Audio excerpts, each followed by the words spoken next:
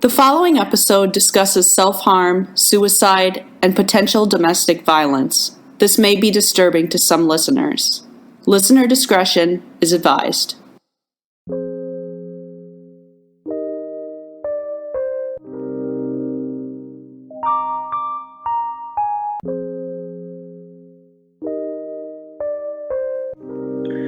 I should just say welcome to the show. So today we have our returning guest. You know her, you love her, Elaine, aka Miss Elaneus. Good to have you with us, Elaine. Thanks for having me again. Hello to all my fans. Nice to be back. Thank you. Yes, thank you for being here. And tonight we also have a special guest joining us.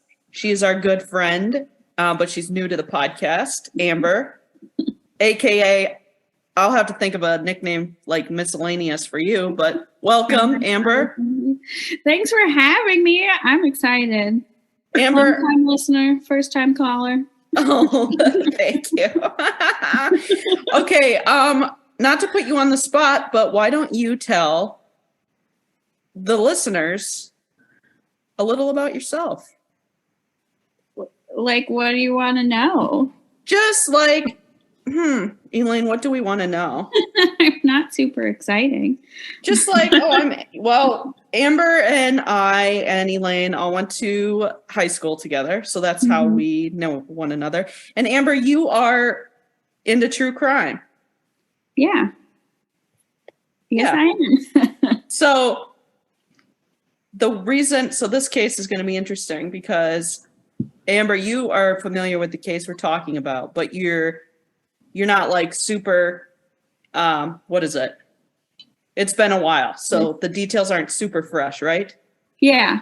I listened to the prosecutor's episodes about it. But then also, too, I listen to it while I'm at work, so I don't totally focus on just the podcast, so I miss things. Okay, gotcha. Yeah, and so Elaine has not looked into this case at all, so it'll be a great balance of... I'm just looking forward to the discussion about this one. So, Yeah.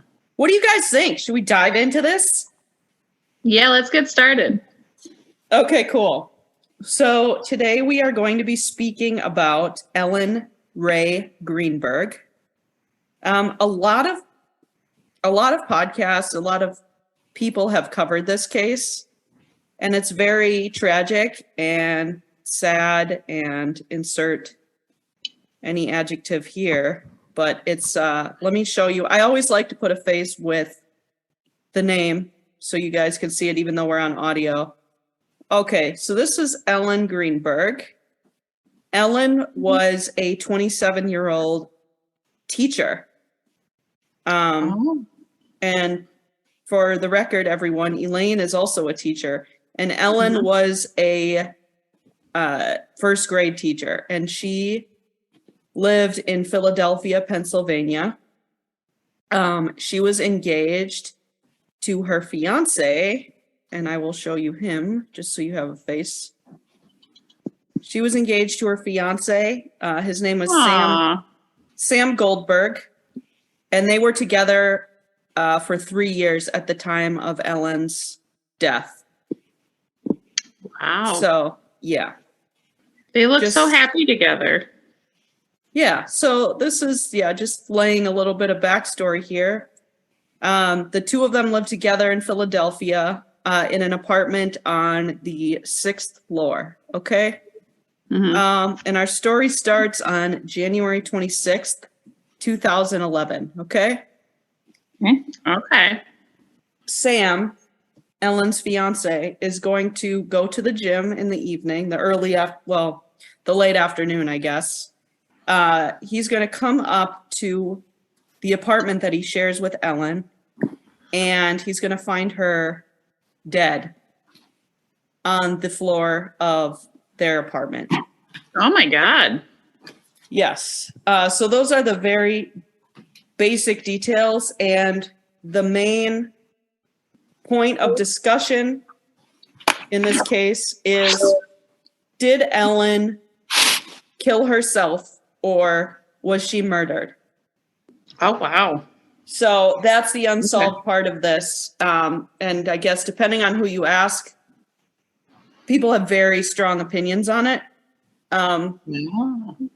So I am going to walk you through the details of this, and then we'll see what you guys think. But Okay. it's very controversial because, yeah, it's crazy, like all the cases I discuss. So I'm always saying to Elaine, like, all right, Elaine, this one is nuts. This one is wild. Okay, are you ready for this? And I say it every single time. That's true. And we're going to listen to a 911 call. We're going to listen to everything. Okay? Ooh. Oh, okay. All right. So on January 26, 2011, as you know, Ellen was a first grade teacher. She actually left work early that day because a blizzard was hitting Philadelphia. Okay? Okay. Remind me, how old was she? She was 27 years old. Okay. So she leaves work. I guess they dismissed the kids early that day as well because of the blizzard that was coming. So she leaves work. She fills up her car with gas, and then she drives home. At 4:50 p.m., Sam, her fiance, goes to the gym, which was inside their apartment complex. And it was on the first floor. So they lived on the 6th floor. The gym is on the first floor. And this is confirmed Sorry, do you know what he does for a job? He was a television producer for NBC, and later he worked for Golf.com. Oh. But I could probably dig more into this, but to be honest with you, I'm not sure exactly what he was doing at the time of this. Yeah. So Sam goes to the gym. Now, when he gets back up to the apartment, he can't get in because the door is locked with a swing bar lock. Do you guys know what those are? Like, not a chain, but like a swing bar lock. Yeah. Like in a hotel. Exactly. Yeah. Yeah. Do you have on there, do you know what time he came back up? So he exits the gym at 5:26 p.m. Okay. And the timeline's going to be very important here, actually. So he went down to the gym at 4:30? He went down to the gym at 4:50. He's seen on surveillance. So he's at the gym for like half an hour-ish. Okay. There's a great website that I use for my sources here, Gavin Fish. I don't know if you guys have heard of him, but yeah, they talked about him on the prosecutors. Yeah, and the prosecutors was really good. The case, the episodes they did. I've been really into the prosecutors lately, you guys. Right. 5:26. He gets out of the gym and he goes upstairs. He can't get in. He finds that the door is locked from the inside. So he starts texting Ellen, and these are the texts that he sends over the course of the next half hour. Okay. The first text says, hello. The second text says, open the door. The second text says, what are you doing? Then he says, I'm getting pissed. Then hello again. Then you better have an excuse. Then what the Then AHHH. And then finally, you have no idea. So apparently he also sent her some emails because maybe, I'm guessing, he thought if she wasn't by her phone, maybe she was on her computer and that would like get her attention or whatever. But he can't get in. And obviously he's getting irritated that he can't get in. I saw some records, some sources say that he was also trying to call her, but I couldn't I couldn't verify that. Really the text message are the only things that I could find. So what I want to do for you now is play the 911 call and get your reactions to that. And then we'll go over some more details. Does that sound good? Okay, yeah. Yes. Help! I need Yeah. now. I just walked to my apartment. My fiance's on the floor with blood everywhere. What is the address? 4601 Flat Rock Road. Please come help now. 4601 Flat Rock Road. Is it the house or apartment? Oh no! Oh no! It's an apartment. What apartment number? Please hurry, Where please. is she bleeding from? I don't know. I can't tell. No, so you have to calm yourself down in order to get you some help. I'm sorry. I don't know. I'm looking at her right now. I can't see anything. There's nothing broken. She's bleeding. Ellie! You don't know where she's bleeding from? Can't see Ellie! where the blood's coming from? I think her head. I think she hit her head, but it's everywhere. Okay, It's everywhere. She might have fallen. Do you know what happened? She may have slipped. There's blood on the table. Her face is a little purple. Okay, hold on for rescue for her. Stay on the phone.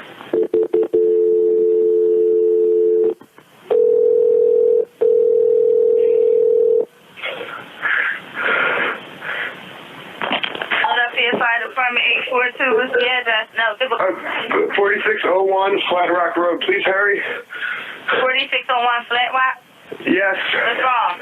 I went downstairs to go work out. I came back up. The door was latched. My fiance's inside. She wasn't answering. So after about a half hour, I decided to break it down. I see her now just on the floor with blood. She's not responding. Okay, is she breathing? Look at her chest. I need you to calm down. I need you to look at her chest. It's really. I really don't think she is. Listen to me. Someone's on the way. Look at her chest. Is she flat on her back? She's on her back. So I bring her. Look at her chest and tell me if it's going up and down, up and down. I don't see her moving. Okay, do you know how to do CPR? I don't. Okay, I can tell you what to do, okay, until they get there. I want you to keep her flat on her. God. Hello? Yeah, hi, okay. Are you willing to do CPR with me over the phone until they get there? I have to, right? Okay, so get her flat on her back, bare her chest, okay? You want to rip her shirt off. Okay? Kneel down by her side. Oh, my God. Ellie, please. Listen, you can't freak out, sir, because you Okay, I'm trying not. Her shirt won't come off. It's a zipper. Oh, my God. She stabbed herself. Where? She fell with a knife. Oh, no. Her knife's sticking out. What? There's a knife sticking out of her heart. Oh, she stabbed herself? I guess so. I don't know where she fell on it. I don't know. Okay, well, don't touch it. Okay, so I just let her down. Here now. I mean, what do I do? No, I mean, you can't. If the knife is at her chest, it's going to be kind of hard for you to do CPR at this time. Oh, no. Oh, my goodness. Okay. Police, which operator? 277. Is someone coming here? Yes, they are. You said 4601 Flat Rock, right? Yes. Okay, someone's on the way. And the knife is still inside? Wait, so what? The knife is still inside of her? Yes, I didn't take it out. Is it her chest or what area is it? It's in her chest. It looks like it's right in her heart. Okay, someone's on the way out there. Okay, just get. Oh, my God. Oh, my God. How old is she? She's 27. 27. And there's no sign of life at all? No, please don't be. What? Then turn to her arm and tell me if she responds to pain. Ellie. She's not. Her arm and her hands are still warm. I don't know what that means. But there's blood everywhere. I know, but you can't. And the knife is still inside of her. How far? Can you see how far it went in? It looks pretty deep. Okay. It looks it's a long knife. Don't touch anything. Yeah, don't touch anything, okay? I'm not touching anything. I can't believe this. So wait, it was just you there with her? We're the only ones here. And she ran in the door, you said latched it shut? No, I went downstairs to work out, and when I came back up, the door was latched. Oh. Like it was, it wasn't like it was, it was like locked from the inside, and I'm yelling, so I'm Was your yelling house broken into? No. So there's no sign of a break-in? No sign of a break-in at all. I mean, there will be when you get here, because I had to break the latch, but to get in. Okay, 4601 Flat Rock, and this is a house, right? It's an apartment. Flat Rock apartment. Okay, that helps. Oh my God. All right, thank you. Mm-hmm. Bye. So I actually took that 911 call. You can find it in a lot of different videos, but the video I used was, I don't know if you guys have ever heard of Annie Elise. She's got a great channel for true crime. It's called 10 to Life. But anyway, shout out to her because I used the clip from her video. So anyway, thoughts before I tell you anything else or remind you of anything else, Amber, but thoughts on this? I'll jump in. So he sounded very distressed and convincing. My first thought was, how did he not realize there was a knife sticking out of her chest until as far into it as he did? Until he started trying to get the shirt off, and all of a sudden he realized there was a knife sticking out? How does that? And then towards the end of the call, he just, I mean, obviously it's hard to say how someone should be acting in a situation like that because you don't know how people react under shock. But I feel like if I found my fiancé with a knife in their chest and they're not breathing and there's blood everywhere, and he just seemed very together, which was a little odd to me. Yeah, like when he kept saying, "Oh my God," it just sounded kind of calm. Mm-hmm. And then, like if I saw somebody, you know, my fiance or whoever with a knife in their chest, I don't think that the first words out of my mouth would be that, like, she fell on it. I don't think I would say that. And then when they said, what? Go ahead. Well, and then when they're telling him, you know, to do CPR, and he's like, "Well, I have to," right? It's like, well, why? Yeah. Why are that you? was odd. Why are you saying it like that? Like, well, I guess, you know. Yeah, I guess I have to. Yeah. Yeah, and it is odd for him to say she must have fallen on it, because in what scenario would anyone ever fall on a knife and it be in their chest? Well, the Mhm. first And, like, thing why- he said, the first thing he said was actually, "Oh my God, she stabbed herself." Yeah. And then the operator was like, "She stabbed herself," and he said something like, "Or she fell on it." Yeah. But yes, he Yeah. definitely did say that. So But then the whole time he was describing like how deep it was and things, during that part of it, he just sounded so calm and matter of fact and collected, and not like his fiance, who he just saw half an hour ago, is now dead. yeah, Right. you That guys was are very odd. yeah, you guys are hitting on all the things that other people have found to be strange about this. And so there's some more details about this that are interesting. The craziest of which is they will end up doing an autopsy. And I'm going to wait till Elaine finishes taking a sip of her tea because otherwise she's going to spit it out. They found that Ellen. I'm ready. Okay, good, because you don't want to laugh at this part. So the autopsy found that Ellen was actually stabbed 20 times. 20. 20. What? Yeah. How do they know this for sure? Because there's like different locations, different Yes. stab locations. Yeah. Okay. So when they took a look at her body, obviously they were able to tell where the knife, where the knife went in. And it looks Well, like. here's my next question. How on earth is anyone defending that this was a suicide?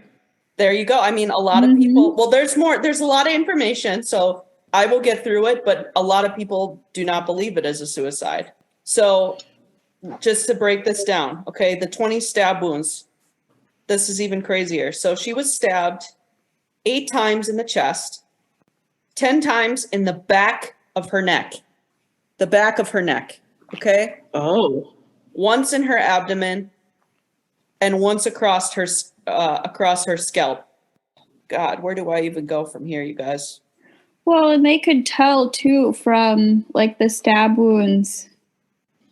I don't know how to say it. Like either which hand, like if she would have done it to herself, that it, like the direction she was kind of going. Yeah. Whoever. Like they were able to justify it if they had to. Like, it's plausible she could have done it herself based on the way that they are. Well, one of the people that was working on this, I guess they theorized that one of the stab wounds to the back of her neck hit the spinal cord, which made her numb. So they theorized that may have made it so she didn't feel any pain. And so that she could have continued to stab herself. Wow. But I don't know if I buy it, honestly. Right. Yeah, so the one stab wound, I guess, the one either by her scalp, one of them like penetrated her cranial cavity, which is your skull, right? Mm-hmm. And people had said that would give her severe, severe pain. So it would be unlikely that she could have like done this or like had what's the word? Not the energy, but like she was able to like fight through the pain to keep doing this to herself. Uh-huh. Oh.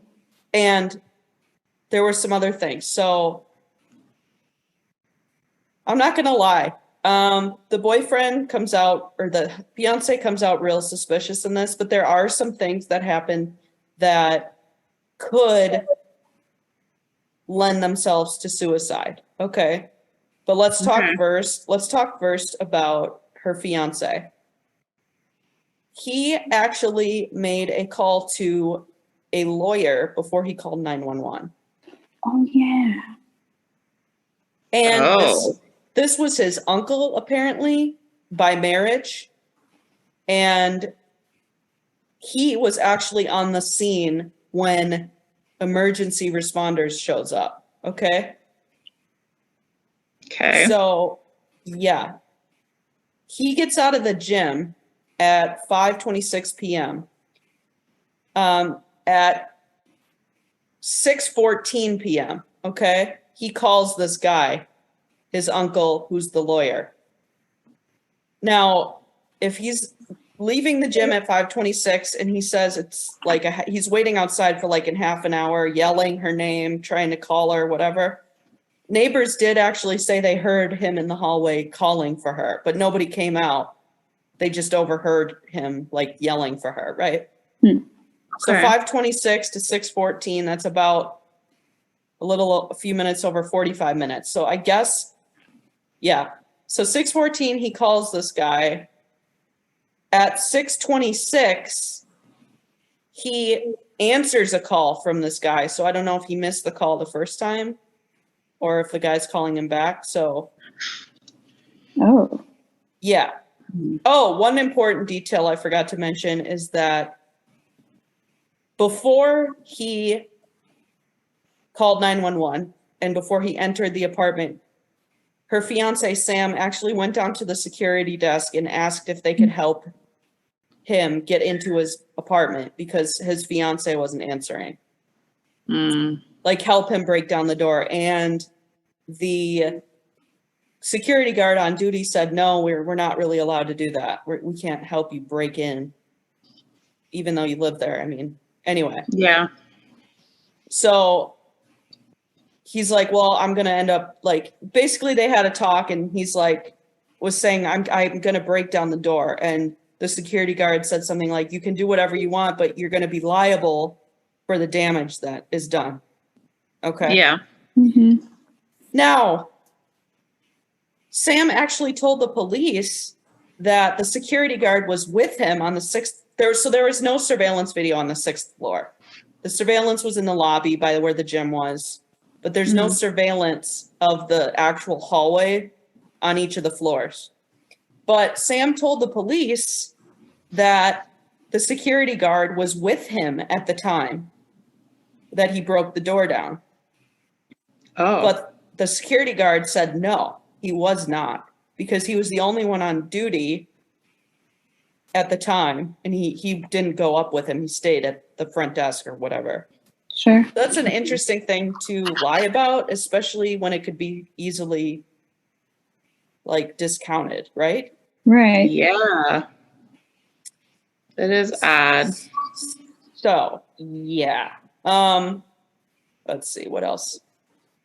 Ellen was pronounced dead at, I believe, 6:40 p.m. Yeah, so she's pronounced dead at 6:40 p.m. They take Sam out in handcuffs at later that evening. There's not a specified time. Apparently on his way out, as he's being escorted out by the police, he's telling the security guard, he's like, tell them I didn't do this. Tell them I didn't do this. Police discovered when they showed up that there was a knife block that was overturned, which they theorized that's where the knife came from. On the counter was a peeled orange and blueberries in a strainer, as if Ellen was washing fruit and stuff and getting ready to eat it. And then she also had a towel in her left hand, which had no blood on it.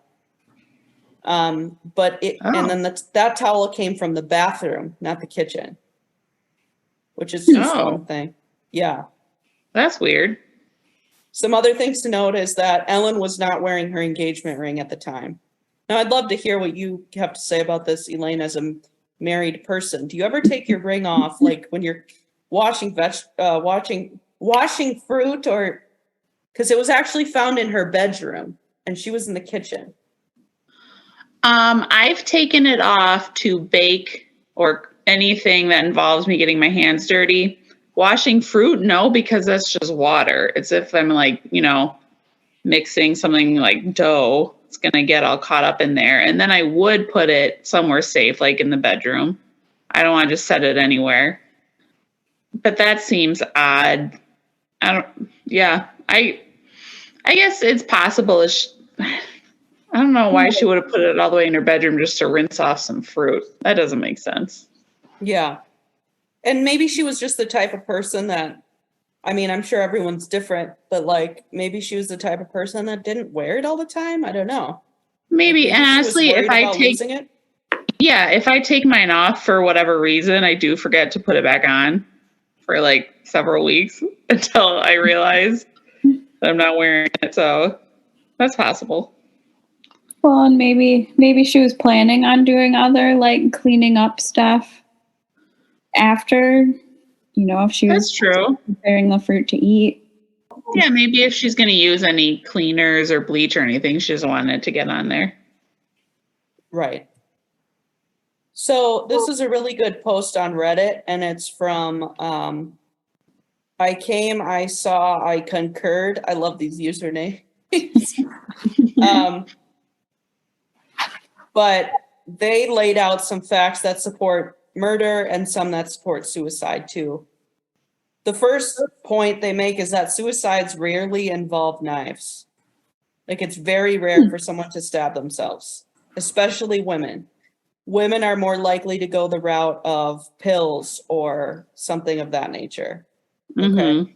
But that said, they're rare, but they do happen. But when they do happen, they're often slashes to the wrist or the throat. Yeah. But Ellen was stabbed in the back of her neck, which imagine just imagine doing that to yourself for a second. Like, why would you do that? Right. Yeah. Yeah. Unless she knew that she could hit the spinal cord and that would then result in not having pain. Yeah. But it still seems unlikely. The next point is that when the police showed up, Ellen was found sitting on the floor with her head and upper body resting against the kitchen counter, which is not what Sam described on the call. Right. He said she was laying flat on her back. And further, if she was laying flat on her back, how did he not notice the knife protruding from her chest? Because they did confirm the knife she was stabbed through her clothing.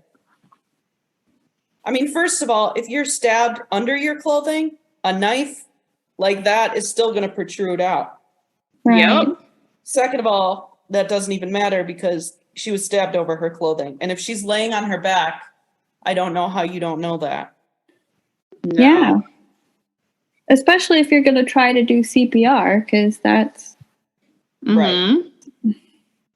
So there was evidence that she was moved. Now look, he could be completely innocent of this and Right. still have moved her. Yeah. You know, so who knows? So when you say like evidence that she was moved, like maybe she was laying flat and then maybe he like propped her back up, or right. Okay. Yeah, maybe he didn't like seeing her flat on her back like that, and he just wanted to sit her up or something. Yeah. Well, they said that when the emergency medical, what do you call it? Like the EMTs or EMS, when they arrived on scene, she was seated in the corner of the kitchen. She had coagulated blood running horizontally from the nose to the ear, which does suggest she was on her back. Yeah. Before she was moved. So I guess that makes sense.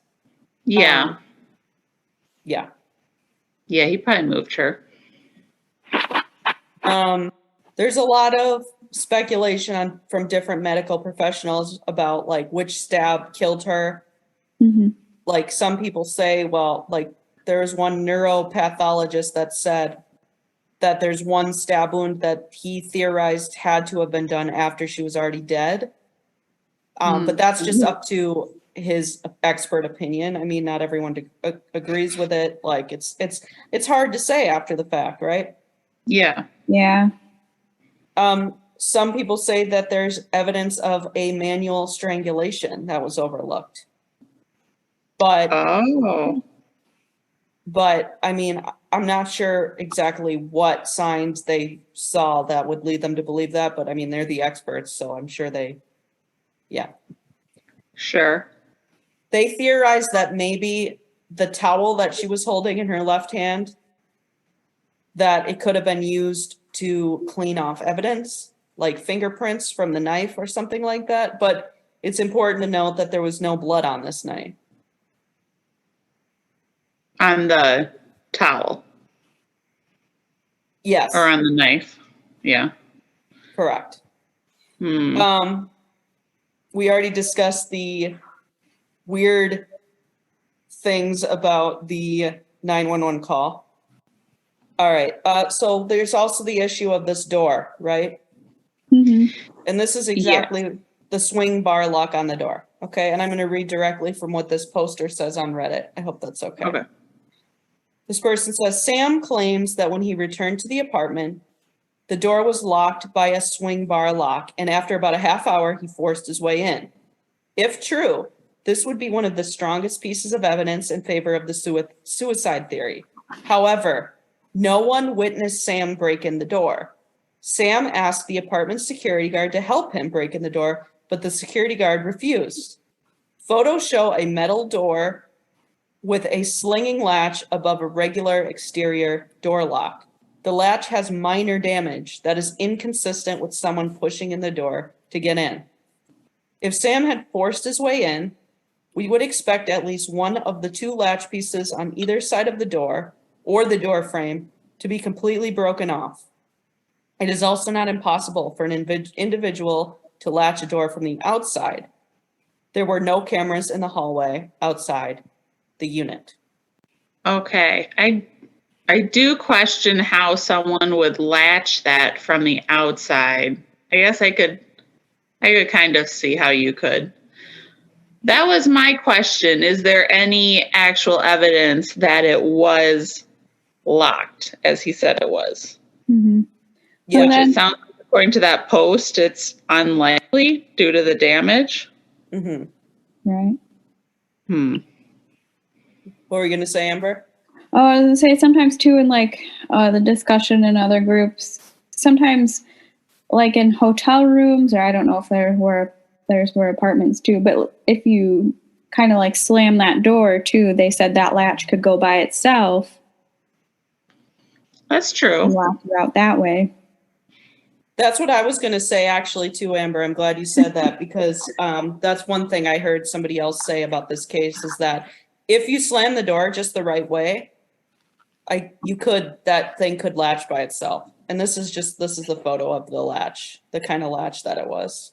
which I'll post on Instagram at 143 Mysteries. All right, so those are some things that, one more important thing I forgot to note, and then I'm going to move on to some other things that could lend to the suicide theory. There were some bruises found on Ellen that were in various states of healing. Oh. Which is never a good sign. No. They could have been, whoever looked at them determined that they could have been the result of 3 things. 1, Ellen playing sports, contact sports, which she did not do. 2, she could be incredibly clumsy and it could have caused them herself. I know personally there's times I've like slammed myself on things and it's like it leaves the weirdest bruise in a weird place. Yeah. And it's like it totally looks like, wow, somebody could have done this to me, but I'm just clumsy as hell. Yeah. I have bruises all over that. It's like I don't even remember knocking into anything. Right. And Yeah. sometimes it can be so weird too. It's like it just happens in the weirdest way, and you're like, this is so weird. So those are the two possibilities, or obviously the more sinister possibility, they could have been like somebody could have done that to her. But Yeah. the important part is that the bruises were in various stages of healing, so they had happened over different times. Sure. Yeah. Which does not look good, given the rest of the Yeah. given the rest of the information we have. All right. So let's talk about some other things like leading up to Ellen's death. So she had been acting a bit differently as of late. Oh. Her parents say, by the way, she was an only child, so her poor parents have been fighting for her case to be reopened. I think they did just reopen the case, but did they? they noted that she just didn't seem herself. She was seeing a psychiatrist actually for anxiety. Okay. Which so many of us face anxiety. So, I mean, sounds like she was doing something about it, which is great. But she was seeing somebody for anxiety. This person prescribed her several different medications, but she ended up going back because they weren't working until she finally got a dose that was working. I believe it was Klonopin and something else. But when she talked to her psychiatrist, she never said anything bad about Sam. All of her, when she would be asked what was stressing her out, she would say work was stressing her out. Now, if you remember, she was a first grade teacher. But not to go back to, the old theory that Sam could have done this, but I guess somebody that worked with her, looked at her lesson plans and looked at all of her school work stuff and that everything was perfect and that her students loved her. And that if she was absent for a day, that they didn't do as well because they loved her so much. They would they always wanted to hug her. And so It sounds like she was a great teacher. But that is one thing, that she was struggling with anxiety, but she never said anything bad about Sam to her parents. She never said anything bad about Sam to her psychiatrist, but something was stressing her out. She eventually got prescribed a medication that worked for her. And so she told, I guess she was talking to her mom and was very happy that she finally found something that was working for her. Yeah. Okay. But that said, she did seem a little more withdrawn. Some people that knew her said, as of late, instead of just making decisions, she would oftentimes say, and I want to hear what you guys think about this, but she would oftentimes say, well, let me check with Sam. She felt like she needed to run things by him. This doesn't seem weird to me in itself. Right. Me personally. Yeah. Maybe she's being considerate. Yeah, me personally, if somebody invites me out to do something, I might say let me check with Wes because I want to know if he's going to come with me, or is this going to be something I'm going to go to? So that didn't strike me as weird, but some people did mention that. So that's or you want to make sure that he didn't already set up plans that Yeah. you forgot about it. You forgot to tell you. Yeah. Yeah, exactly. This is pretty damning as far as the suicide theory goes. Because she did search some things on Google that were pretty disturbing. Okay. Oh. Which is pretty, I mean, that's pretty damning. They took her computer.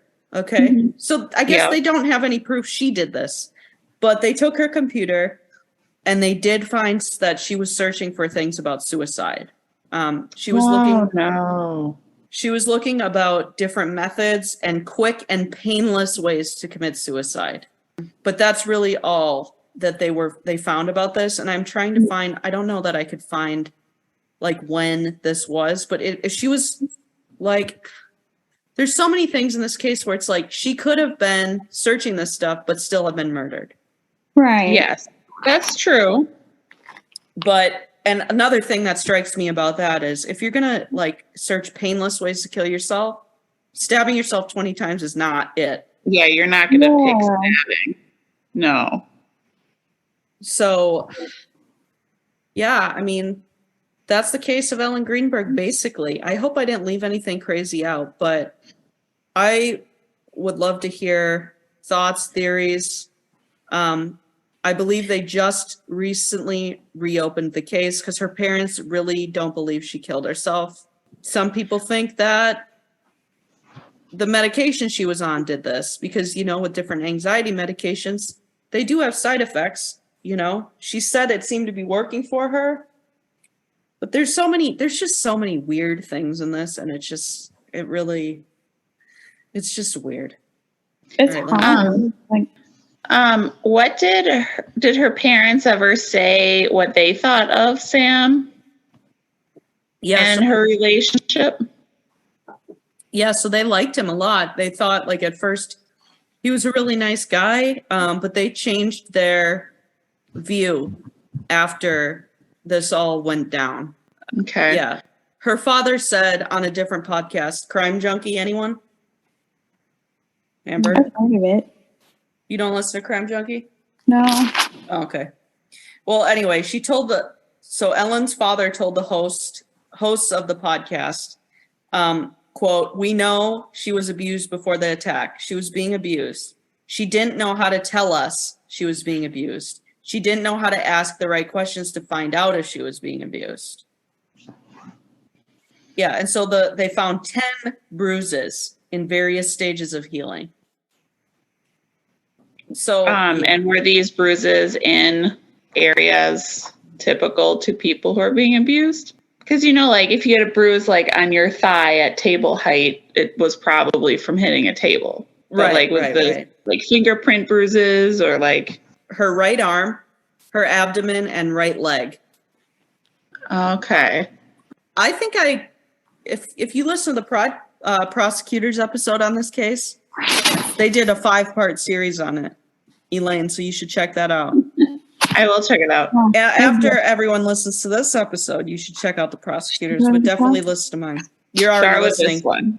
Yeah, you're already listening to it if you're hearing me say this, so this is silly. But don't stop this before it's done to go listen to the prosecutors. Yeah, wait until this is done. But anyway, they did a good episode about it, and I agree with them. They said, I think that some sort of fight happened. Right. Yeah. So the neighbors didn't say they overheard fighting? No, that's a good question. Thank you. They did not hear of fighting that I found. Sure. And you said that nobody. So when he did you say he kicked the door in, or like nobody even heard him like pushing the door or, you know, slamming into the door to try to get it open? I feel like maybe if they couldn't hear that, they wouldn't hear fighting either. That's a great question. The only thing I read was that people heard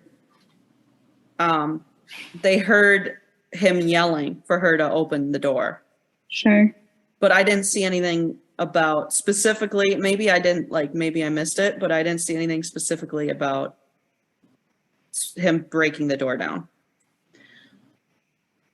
So I think if I was locked out of my apartment and my significant other were inside the apartment, I would like knock and yell, "Let me in." Mhm. And if no one responded within like a few minutes, I don't think I'd get pissed. I think I'd get worried because I don't have any reason to think that they'd be locking me out. So Right. like, Well, so that's he the waited thing. for 30 minutes sending her angry texts. Like, did he have a reason to think she intended to lock him out?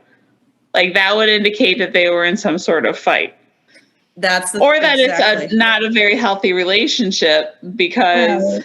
even if I was in a fight with my husband, I think he'd still open the door for me. Yeah. Yes, that is to answer your question or to respond to that. The prosecutor said that too. It's like that shows to me they were in some sort of fight. And like, let's say like hypothetically, they're in this huge fight and she's fucking pissed. Like he leaves to go work out Hmm. to like cool his head. And then she locks him out because she's so mad. That would, yeah. So if she was already mad at him and that was something she would do, that would explain. And like, that's another thing, you know, they could have gotten in a fight and he could be innocent of this. Right. Yeah. And A that lot of could be things could part of the happen. reason she killed herself, because she was unhappy with the situation she was in.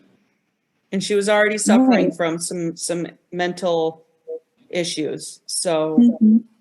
yeah. But I don't know. Did you bring this up though? That I think I read, the medical examiner actually ruled it a homicide at first. And then after discussion, I don't know if it was with law enforcement or whatever, had changed it to suicide. Yes, that's right. I don't know if I you don't brought think I that said up that, or but not. that is right. Interesting. So in the aftermath, did they do any sort of psych evaluation on Sam? Ooh. That I don't know. Honestly. Yeah, I haven't. Nothing that I heard. Yeah, I haven't seen a lot of like, because they took him out in handcuffs. So you'd think they interrogated him or questioned him. I don't think I've heard a lot of from that side of it what he said happened or. But ultimately, they let him go, right? He's free. He's free. According to the law, it was a suicide. Mm-hmm. Were there no other potential suspects? No, there was nothing suspicious was seen on surveillance anywhere else. There was nothing stolen. So, yeah. Ultimately, it just feels like I could see some justification for it being a suicide. Except that I just can't buy that she stabbed herself 22 times. I can't either. Right. If it was like anything, like if it was a gunshot wound, maybe, you know, something, it just seems so implausible. Even if there were things in her life that would lead her to that decision, I don't think feel right. Yeah. I've heard of people, you know, stabbing themselves, but it's just like once, right? You know, right? Yeah. Yes, not. And those. Oh, sorry. Go ahead. No, you go, please. Well, I was just gonna say, I remember they said like the depths of the stab wounds too were kind of. Some of them were pretty shallow, I think, and some of them were deeper. Yeah, one of them was like 10 centimeters deep, I guess. They said. Yeah. I So they don't were believe she talking did about. this to herself. No. I just can't imagine stabbing myself more than once. And even if you were out, there was like a ton of adrenaline, maybe like a couple of times. It just, I don't know how someone could be capable of that. And in different locations. And if her intent was suicide, why would she stab herself at all in the back of the neck? Right. Yeah, that seems like a really bizarre location to do this. Yeah. I don't think I can buy that.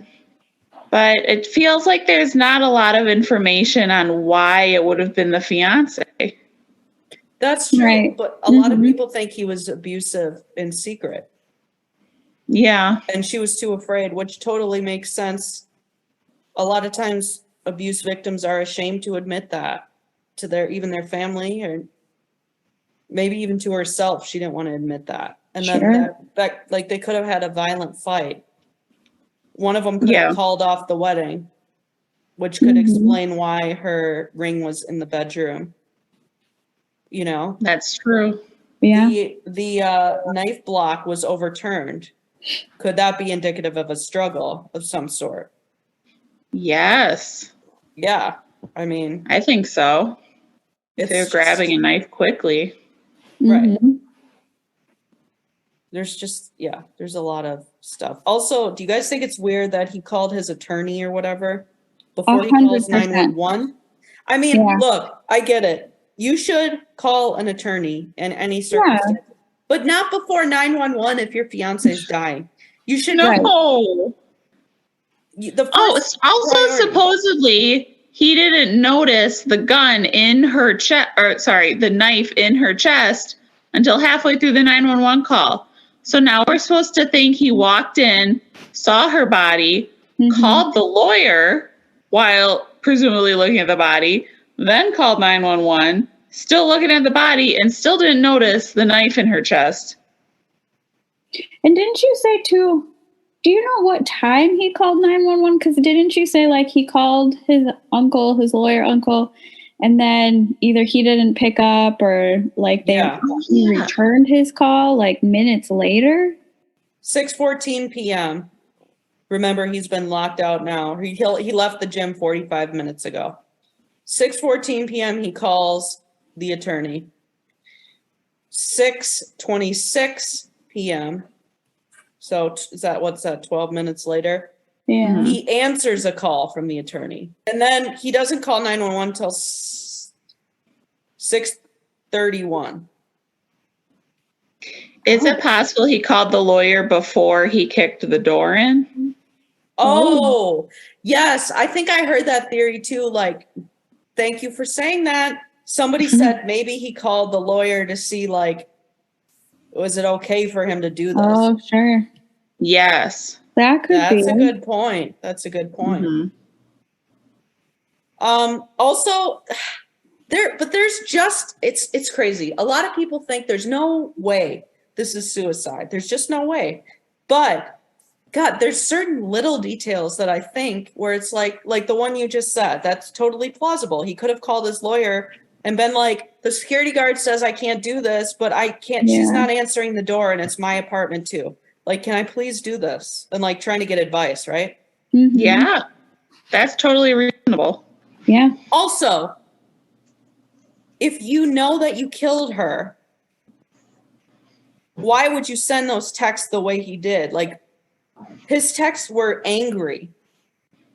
They were, and they felt very realistic. But if you're gonna if you already killed someone and you want to make it look like that you are just a concerned person, wouldn't you make those texts a little bit more like, "Hey, are you okay?" Because it doesn't look good for him to be saying like, "I'm getting really pissed," and like, you have no idea, you better, stuff like that. It's like, true. So that to me, but I do not understand how he couldn't have seen the knife. No, I could see like, I would walk in, see the blood, be distracted by that for a few seconds.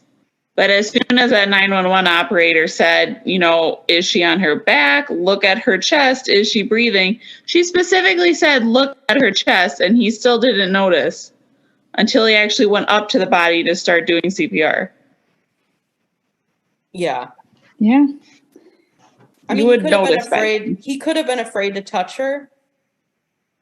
Right. a lot of people said, like, if he was in shock and it was a traumatic situation, like, he could have just, I don't know, like, he could have just, like, maybe he was across the room or something. I don't know that's what true. I would And do. didn't want to look too closely.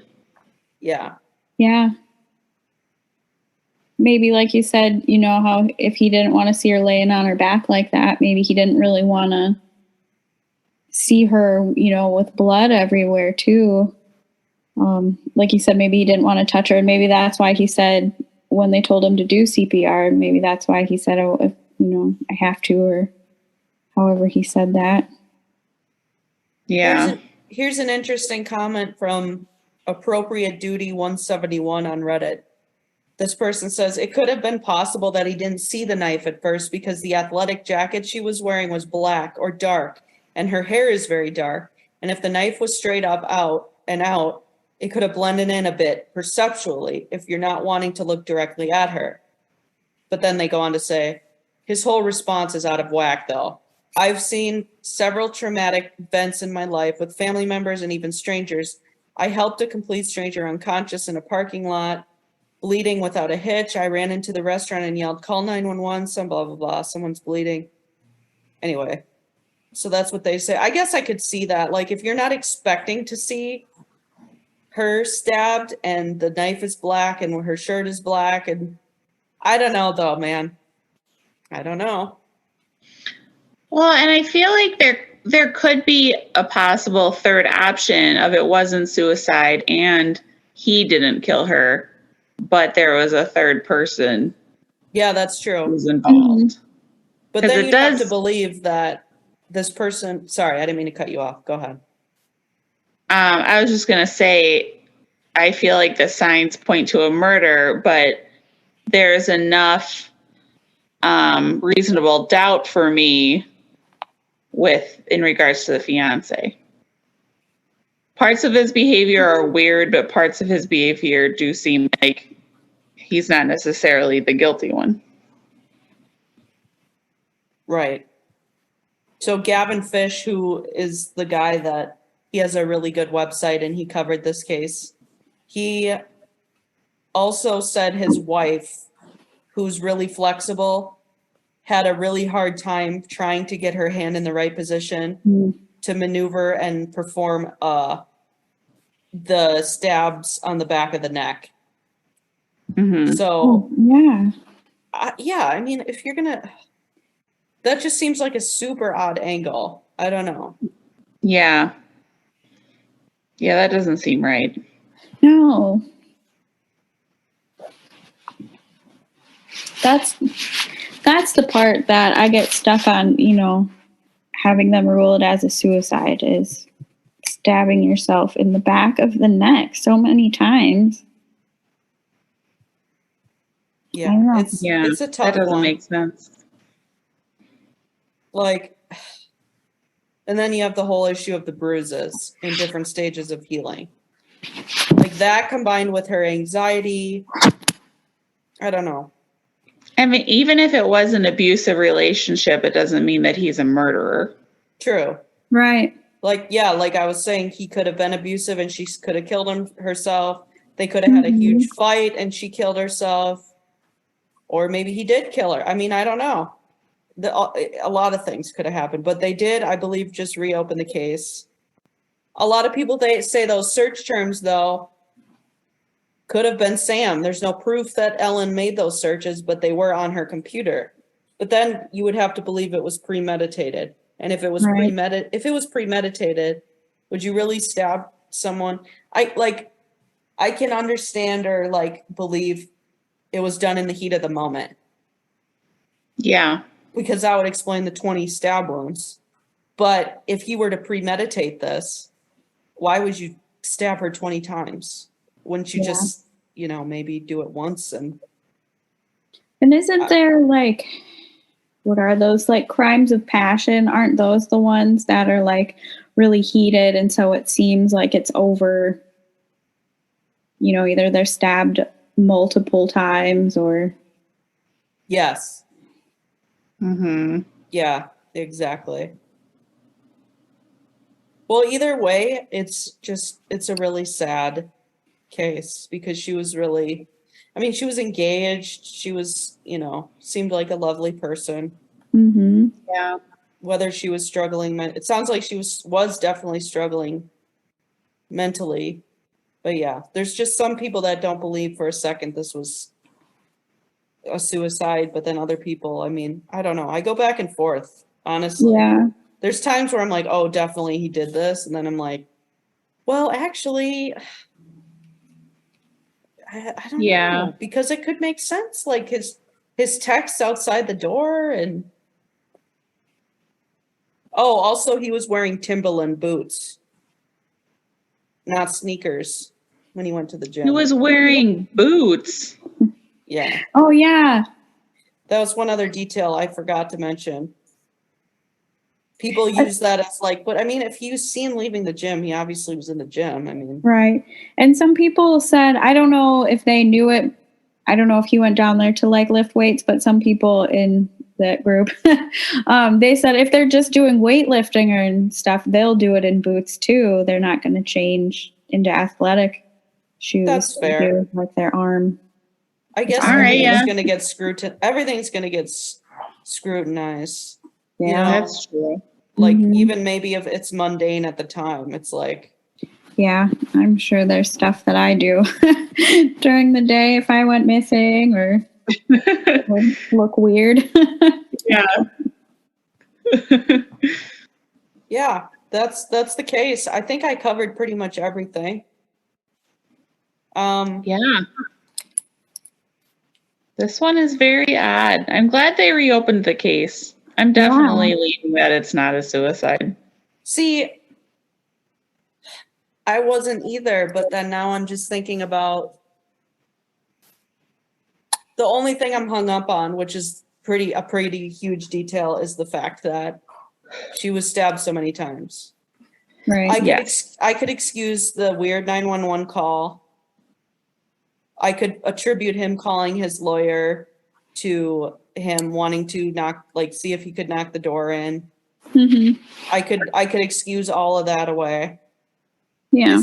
His texts sound to me like a person, like that's me, honestly. Not there's been a time where he accidentally put the chain on he was asleep or something and wasn't thinking. And I was locked out and I was pissed. I don't want to stand out here. God damn it. Yeah. Like, if he was sleeping, then you're going to blow up his phone to try to wake him up. Yeah. Yeah. So I can understand being irritated at that, and not worried in that case, especially if they had a fight. I would be like, God damn it, stop acting like a child and open the door. Yeah. So but I cannot wrap my head around her killing herself in that way, especially like this. Like, whose thought is this? Like, I'm not suicidal, and I'm not never been in a situation where I wanted to stab myself. But this, I don't think I would go here. I would maybe go like this. Like, I don't know. Yeah. And for the people that are listening, which is all of you, because this is not video, but I'm saying, why would you stab yourself in the back of your neck and not somewhere more accessible? Yeah. And damn it, that's gotta hurt. Yes. Maybe. And you have to use a lot of force to actually penetrate, I would think. Yeah. Well, maybe it was like Elaine said before, where if that first stab did make it numb, and then all the rest of them were just kind of like, well, I don't know, if she couldn't feel it and couldn't tell, I don't know. Yeah. Maybe somehow she was able, through one of her searches or something that we don't know about, was able to see, learn that fact. Maybe that if you hit this nerve or whatever, you'll go numb. So then she goes for that nerve a bunch of times. Oh, sure. Yeah. And then she's like, okay, now that I've gotten it, let me keep going. I mean, it seems absurd just saying it, but yeah. I guess if she were to have learned that somewhere, if she was searching. Did you say there was a stab wound in her abdomen too? And her chest? Yeah, so I want to say it was like, I had the list somewhere. It was 20 total stab wounds. It's one of these things, like, even if they open it up, I still don't think they're going to have enough evidence to convict this guy. Right. No, I don't think so. One thing I remember reading too about like her parents trying to get it reopened, but I think it's based on like the description of the stab wounds, is that they think there could have possibly been more than one knife involved. And then the other one was nowhere to be found. Yeah. So then it would have had to be somebody else. What makes them think that? I think it was the description of them. Like, I don't know the exact quote, but it made it sound like some of them were done by like a serrated knife, and maybe some of them weren't. Oh, yeah. Okay. That makes sense. I mean, that would be, yeah, because then if that knife is not nearby, then obviously she was murdered. Right. She's not going to get rid of the knife. That's what they tried to say. Elaine, remember the case of Hugues de la Plaza? He was found stabbed 3 times in his apartment in San Francisco, and there was no knife. There was a clean knife in the sink. And they're like, he killed himself, then he washed the knife, and then... It's like, yeah, that makes... I shouldn't laugh. He killed himself, then he washed the knife. Yeah, it's like, oh, that makes... Yeah, totally. Yeah, I was thinking of that case because I remember I had the same reaction. I was like, you're not going to stab yourself more than one time because that's going to hurt a whole lot. You have to be really dedicated if you're going to do that, right? Yeah. Yeah. It just seems so unlikely. She was prescribed all this anxiety medication. Why not just down a bottle of that? Yeah, and anxiety medication can go poorly with some people. Like, what do you mean? From what I've heard. Like, it can just like mess with your brain. So you do things, you act ways that you wouldn't normally. Oh, yeah, but I'm saying, like, if she was on this medication, why not just swallow the pills, go to sleep? Yeah, that's true too. Yeah. If you're wanting to kill yourself. Yeah, that's pretty strong medication. I'm sure that would work. Right. I mean, I don't know, but anyway. Plus, I feel like if she did search, painless suicide or however, I feel like stabbing yourself that many times is not the first thought. Yeah. My first idea. Oh yeah, that's definitely not painless. I don't know. Yeah, I think it's But possible. I wonder if they tracked any of the links that she clicked on to see if any of those links said, first stab yourself in the back of the neck, because that'll make it painless. Like, I wonder if they took it a step further. Mm-hmm. Well, that was a very sad story. It is very sad. 2011, so she's been dead now for 12 years. Sounds like her case is reopened, though, so... I mean, I don't know what good that's going to do. I mean, hopefully they can just... I wonder if there's more to the story that we don't know. Like if there was a fight or something that they had. Yeah. Maybe it was a fight and she still did it to herself. Yeah. Or maybe not. Yeah. All right. Well, you guys have any more thoughts on this, or do you want to call it a day? No, I don't think I have anything else. I don't think I do either. All right, so what's our next case going to be? Am I invited on that one too? Yeah, of course. I don't know if I added anything to this. Oh, yeah, of course you did. All right, guys. Well, thank you both, Elaine and Amber. I hope you enjoyed yourself this evening. I know I did. Yes, that was a good discussion. talking about this Yeah. case. I mean, I feel terrible for her family, Yeah.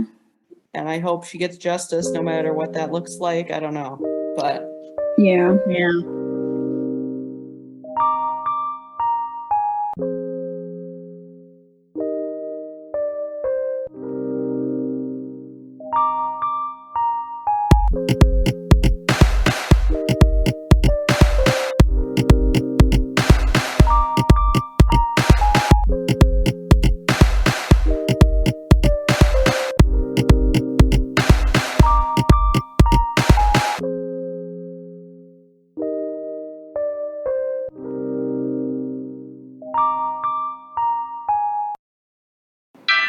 "1 minute and 43 seconds is dedicated to my #1 fan.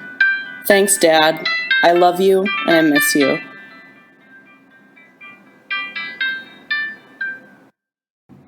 This podcast has been approved by Skipper the Cat. Right, Skippy?